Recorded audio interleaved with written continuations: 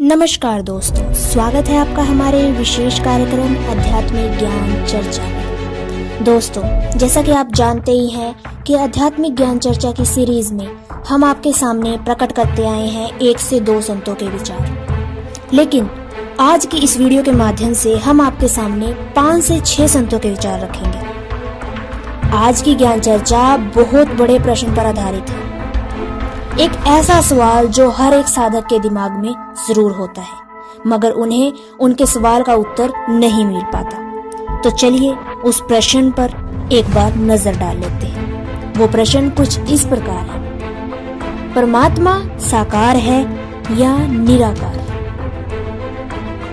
इसके बारे में सबसे पहले जान लेते हैं विचार कृष्ण प्रिया जी के। अगर देखा जाए तो आप साकार भी हैं और देखा जाए एक नज़र से तो आप निराकार भी हैं।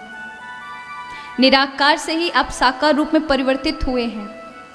वही चेतनता आत्मा किसी भी शरीर में धारण होकर के शरीर को चलाती है। लेकिन ये सब की उत्पत्ति कहाँ से हुई? उस निराकार से, उस आकाश से, उस आकाश से, उस निराकार से सगुण सब चीजें बनी जिनका आप स्पर्श कर सकते हो, जिनको आप देख सकते हो।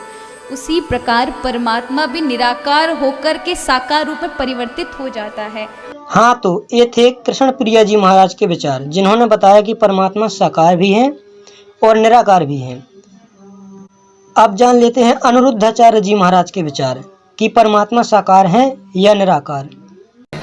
ईश्वर सगुण है या निर्गुण है, ये प्रश्न उठा है।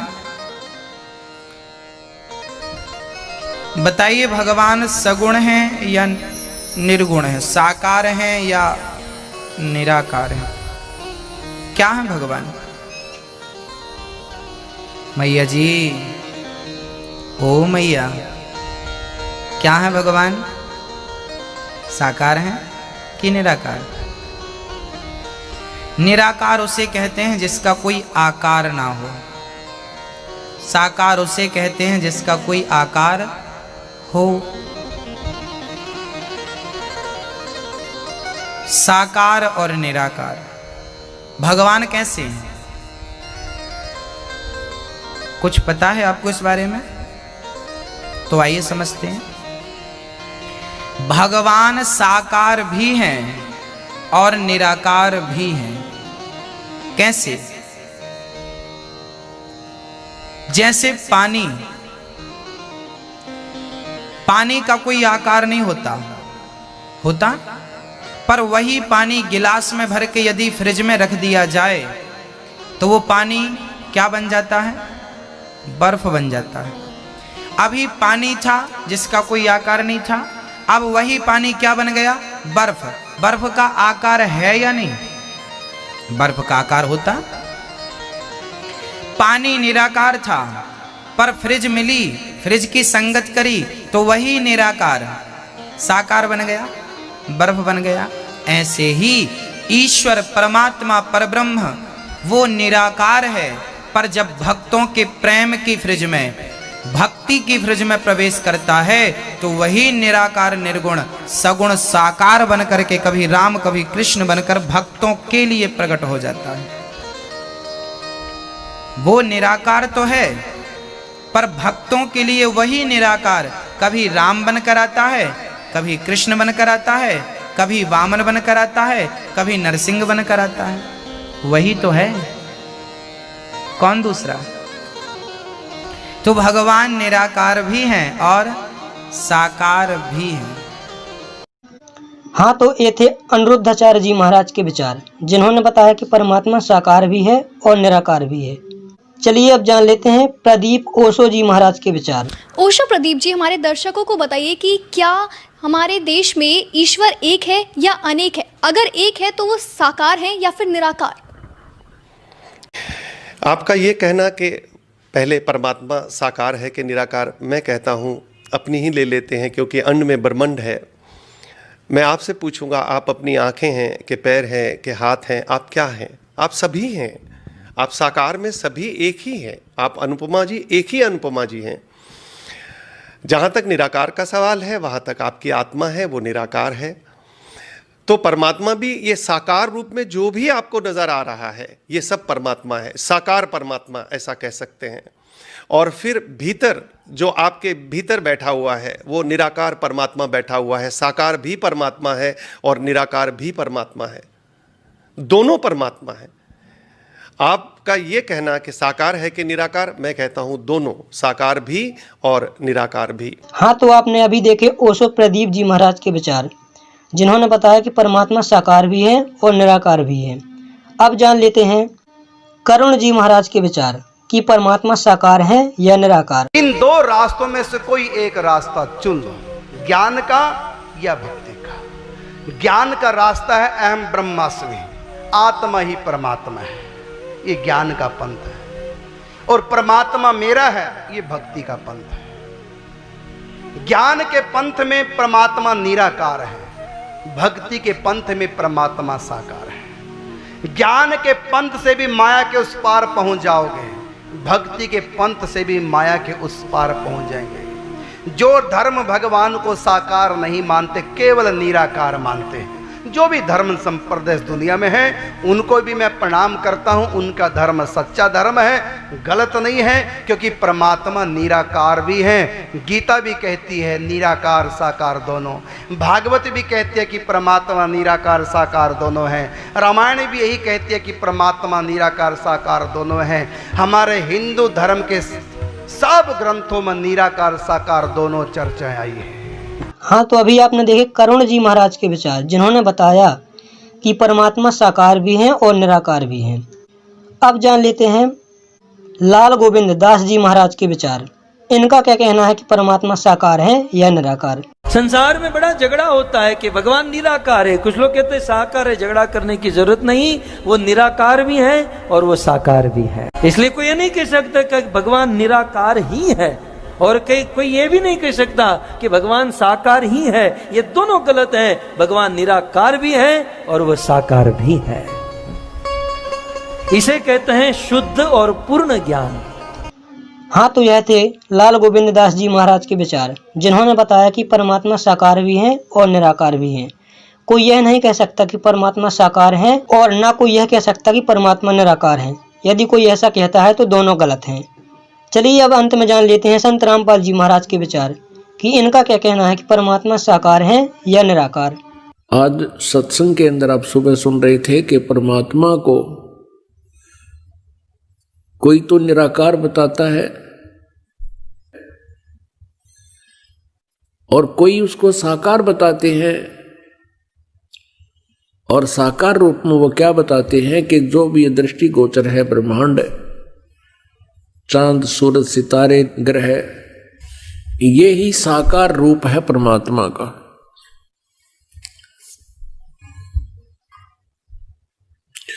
और इसी कारण से हम आज तक यही सिद्धांत बनाकर अपनी साधनाएं करते रहे।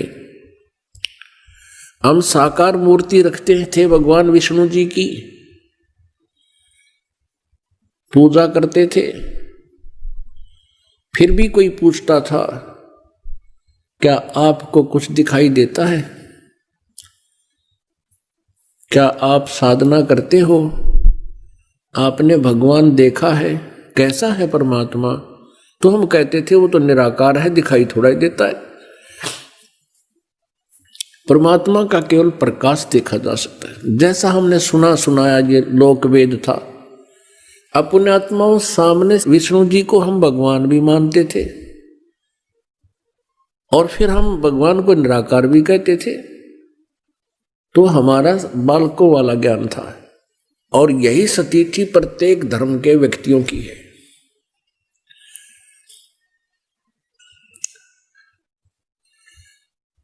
अब आपको बताते हैं परमात्मा कैसा है। परमात्मा परमेश्वर वो साकार है, नर आकार है, मनुष्य दृश्य है और वो सतलोक में रहता है। अब हम आते हैं पवित्र हिंदू धर्म के सदग्रंथों पर। पवित्र हिंदू धर्म के सदग्रंथ माने जाते हैं पवित्र चारों वेद, और पवित्र श्रीमद् भगवत गीता, पवित्र 18 पुराण, इनमें सबसे श्रेष्ठ पवित्र वेद और पवित्र गीता जी को ही माना जाता है। बाकी जो ज्ञान है पवित्र पुराणों का, ये ज्ञान रला मिला है।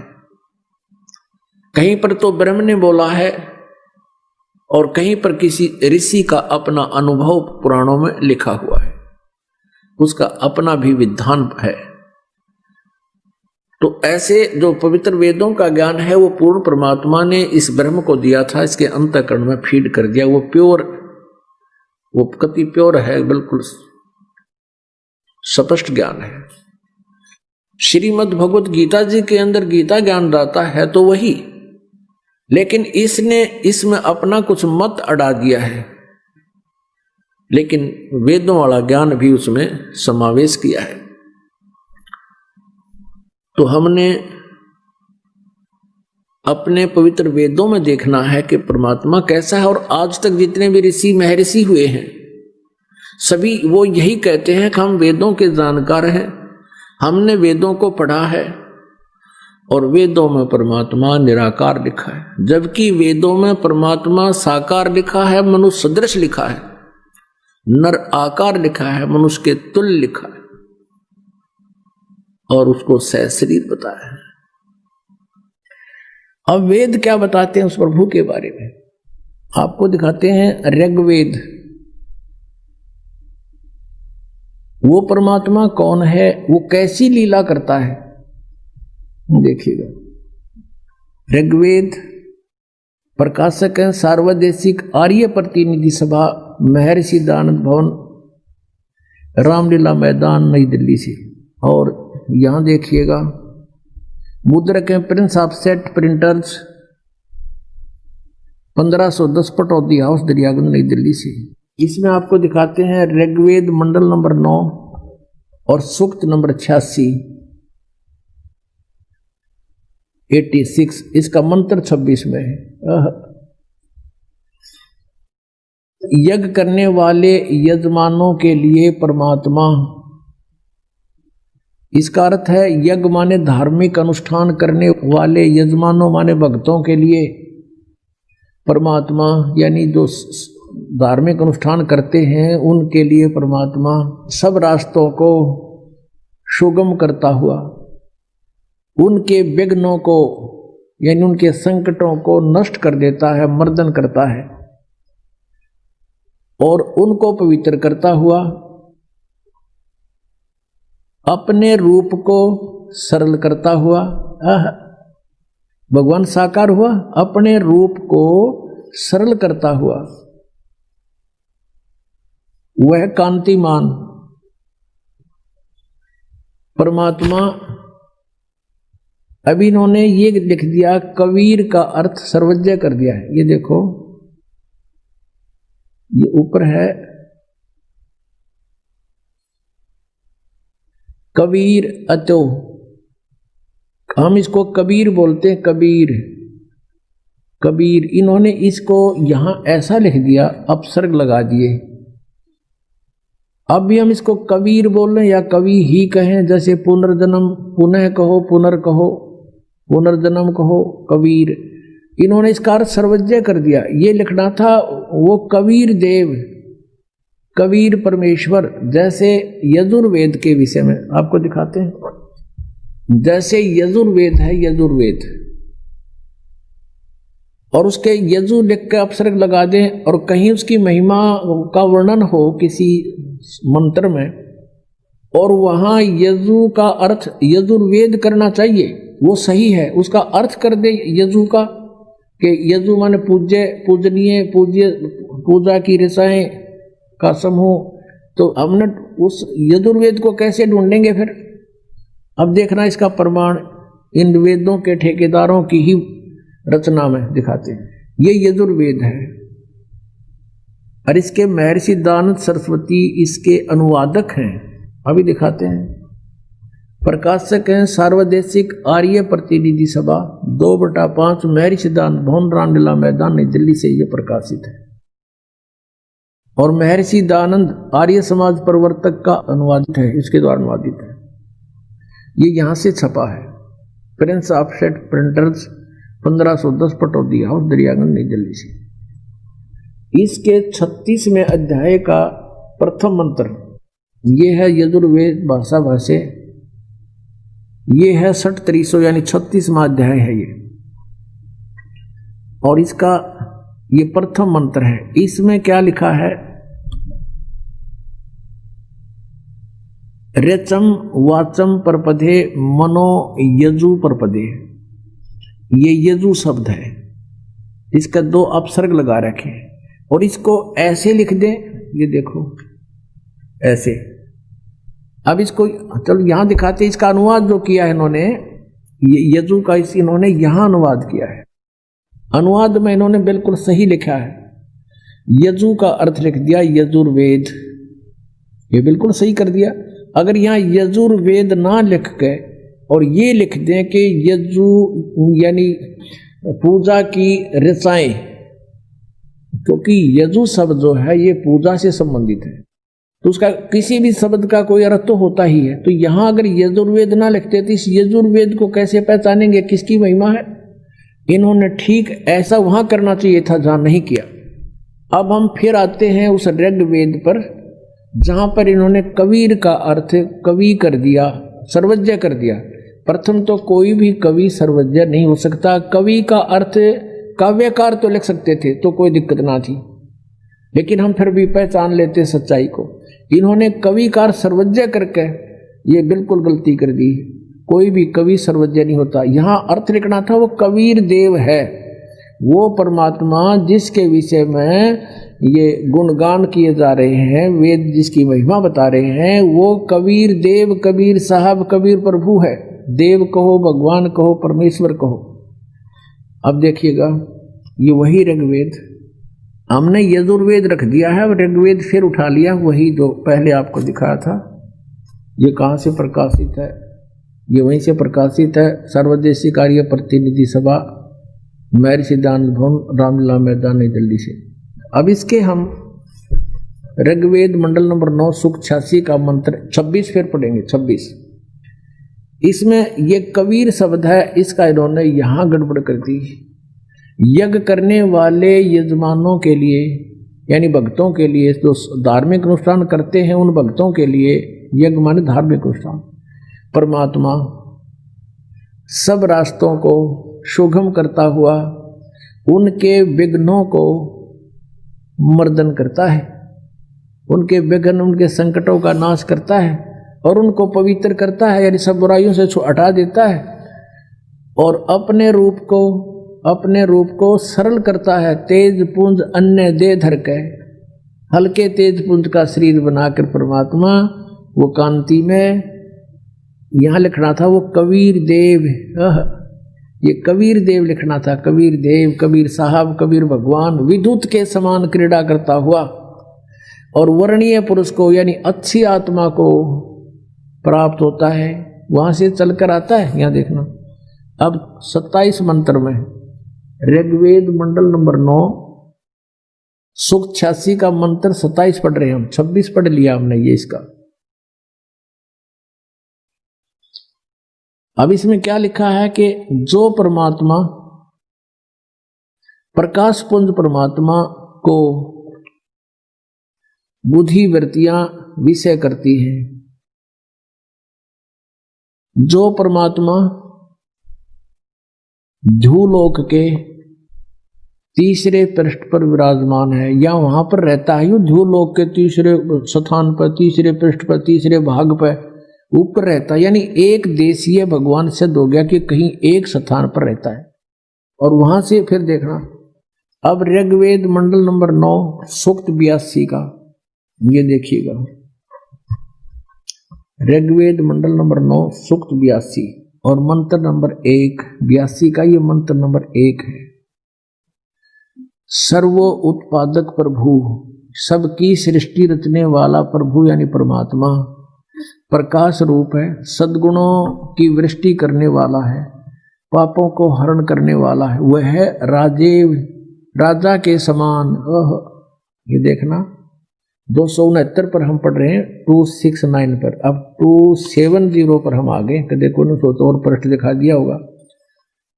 270 पर हम आगे 270 पर। तो राजा के समान दर्शन यह है, यहां आपने देखा राजा के समान, राजा के, और यहां लिखा है समान।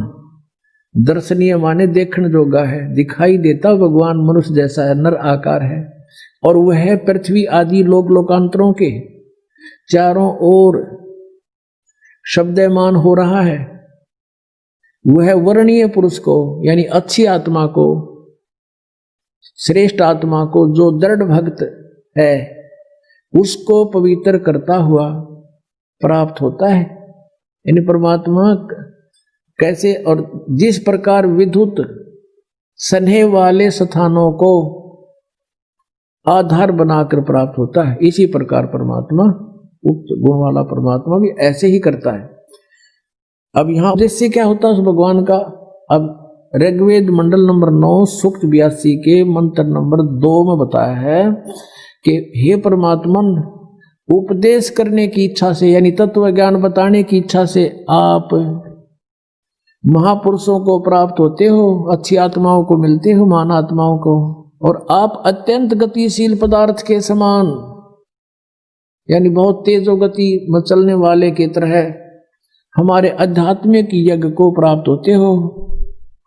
आप कवि का अर्थ लिख दिया, कवि सर्वज्ञ है, आप कबीर देव हैं।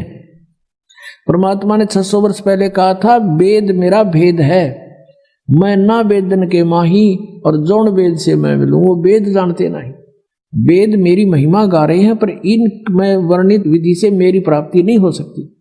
वह परमात्मा कबीर देव है, शुद्ध स्वरूप है, हमारे पापों को दूर करके, हे अमर परमात्मा, हे सोम, आप हमको सुख दें, और भाव को उत्पन्न करते हुए आप हमको सुख दें, और प्रेम भाव को उत्पन्न करते हुए पवित्रता को उत्पन्न करें। ये वैसे यहाँ ये देखो, ये कितने विचलित हैं। यहां इन्होंने निजम का अर्थ पवित्रता कर दिया। यहां लिखना था, आप अपने उस रूप में ही, उसी साकार रूप में हमें प्राप्त हों या प्रकट हों। अपने आत्मा ये स्पष्ट हो गया कि कबीर परमात्मा है, और वो यहां अपने सतलोक से चलकर गति करके आता है, अच्छी आत्माओं को मिलता है, उनको तत्व ज्ञान से परिचित कराता है। अब फिर और दिखाते हैं आपको। ऋग्वेद मंडल नंबर 9 सूक्त 96 का 16वां मंत्र है, उसमें पूछा है कि हे परमात्मा, आप अपना नाम बताइए, आपका वास्तविक नाम क्या है? देखिएगा, ऋग्वेद मंडल नंबर 9 सूक्त 96, इसके 16 मंत्र में, मंत्र नंबर 16 में कहा है कि हे परमात्मा, सर्वोपरि रहस्य श्रेष्ठ, जो नाम का इन्होंने अर्थ तुम्हारी संज्ञा कर दिया। लिखना था, हे परमात्मा, सर्वोपरि रहस्य में, यानी गुप्त, आपका जो श्रेष्ठ नाम, जो नाम है, संज्ञा नहीं, आप उसका ज्ञान कराएं। अब इसमें 17वें श्लोक में ये स्पष्ट किया है कि शिशुम जगानम हरियंतम मर्दंती शुभंती वहीन मरुतो गणेन, कबीर भी यू रह पर कबीर गिर भी कावेना, कबीर संत सोम पवित्र एति पवित्रम अत्यति रेभन। इसका सीधा सारथ है कि जो परमात्मा अपनी लीला अनुसार एक शिशु बालक का रूप धारण करके जानबूझ कर प्रकट होता है, और वो अपनी महिमा की कबीर वाणी के द्वारा कावेना, कवि यानी कविताओं से अपनी महिमा का गुणगान करता है, ऊंचे स्वर में, रेबन माने ऊंचे स्वर में बोल बोल के, और वो कबीर देव होता है, और वो होता है परमात्मा, उसका नाम कबीर देव है। अब इन्होंने क्या कर रखा है, शिशुम का अर्थ कुछ और ही कर दिया है। उस परमात्मा को जो सदा प्रकट है, जो अत्यंत कमनीय है, उसको उपासक लोग बुद्धि विषय करते हैं, और उसकी स्तुति द्वारा उसके गुणों का वर्णन करते हैं। विद्वान लोग उस गतिशील परमात्मा का गुणों के गणों द्वारा वर्णन करते हैं। अब यहाँ इन्होंने क्या कर दिया, इस कबीर गिरभी को दो भाग कर दिए। कवि कबीलो कर दिया कबीर का, और गिरभी माने वाणी द्वारा। यहाँ लिखना था कबीर वाणी द्वारा, कबीर कबीर गिरभी, गिरभी माने वाणी द्वारा, गिर माने वाणी, गिरभी माने वाणी द्वारा, कबीर वाणी द्वारा। और कविन कविताओं से बोलता है। रेभन माने गरजता हुआ, ऊंची आवाज में बोलता है रेभन। इसका और इन्होंने इस एक कवि का अर्थ तो कर दिया कबीर का, इस कबीर का अर्थ नहीं किया। आप देख लो, ये ब्रैकेट में इनकी संस्कृत है, इसमें कहीं पर भी दूसरा कबीर नहीं है। कबीर ये देखो, ये पीछे देख के खूब देख सकते हो। और यहां केवल एक कबीर लिखा है, ये लिखा है कबीर। ये कबीर गिरभी, कबीर वाणी द्वारा लिखना था। उसके बाद कबीर शब्द नहीं है, ये इनके सब आदि है, इसमें कहीं पर भी कबीर शब्द नहीं है। और ये एक कबीर ने खा गए। अब जब एक अक्षर का भी अर्थ कहीं नहीं है तो वो अनुवाद कैंसिल होता है, क्रॉस लग जाता है। इन अनुवाद ठीक नहीं किया। अब इसका अर्थ ये है, ये दास बताएगा, परमात्मा ने ये चारों वेद, पांचों वेद दिए थे इस काल को, और जो कुछ भी इसमें लिखना कहना सुनना था हमारे लिए, वो सारा कुछ लिख कर इसको दे दिया। अब उसने एज इट इज बाहर निकाल दिए। ये न्यो के न्यो है। इसमें परमात्मा ने आप पर बताया है कि आपका असली नाम क्या है, प्रश्नोत्तरी स्वयं लिखकर भेज रखे। फिर यहाँ बता रखा है कि वो कबीर देव है, और वो शिशु रूप धारण करके जब प्रकट होता है अपने उद्देश्य को लेकर आता है तत्व ज्ञान देने के लिए, वो अपने मुख से वाणी बोलता है। वो कबीर जी द्वारा बोली गई वाणी कबीर वाणी कहलाती है। उस कबीर वाणी द्वारा कविताओं से, यानी कविताओं के माध्यम से, लोकोक्तियों के माध्यम से अपना सत्ज्ञान उच्चारण करता, बोलता है। वो परमात्मा होता है कबीर देव। कबीर संत सोम, वो ऋषि या संत रूप में प्रकट होता है, और वो कवियों की तरह आचरण करता है, वो होता है परमात्मा। अब देखो, ये बताते भगवान निराकार है और वेदों के ठेकेदार बन रहे। और वेद भगवान को साकार बतावें, एक देशीय बतावें।